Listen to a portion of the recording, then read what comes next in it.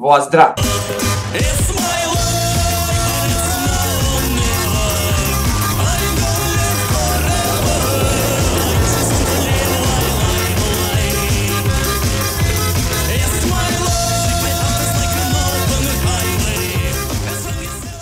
Kaže, nafurane male, večita tema, nerazjašnjena misterija. Kako su nastale? Saznajte ovde. Mišljala sam da su tu stvari bile normalne devojke dok nisu s pomoć par debiltanata koji su im podigli ego, postale to što jesu, a to jest nafurane klinke ili devojke. Ili situacija, normalna devojka, skroz normalna, naravno i lepa. Uzme i slika se, poza skroz ono okej, uzme i gleda kao u aparat.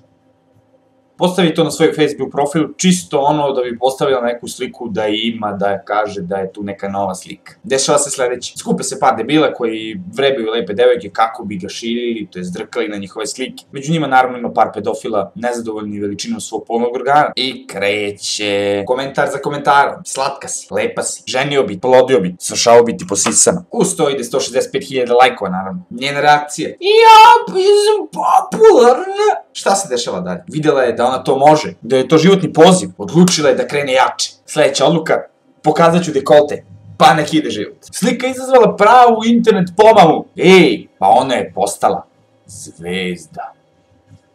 Više nije isto. Pre ste je u gradu viđali sa Iron Maiden majicu. Danas je utegnuta u majčici na kojoj piše I'm your bitch baby. Nekad se nije šminkala. Danas prvo što uradi ujutru to je da mune glavu u kofu sa puderom. Nekad pila pivo, danas Somersby. Tako u nedogled. Kuku, crno dete, šta uradi od sebe. Prestala je da se druži sa ružnim ljudima. I što bi se družila? Pa ona je lepotica. Pobrisala naravno sve slike sa Fejsa na kojima je sa društvom. Poenta je da bude sama na slici, da njena lepota dođe do izražaja i to jest da njena lepota bude u centru pažnje.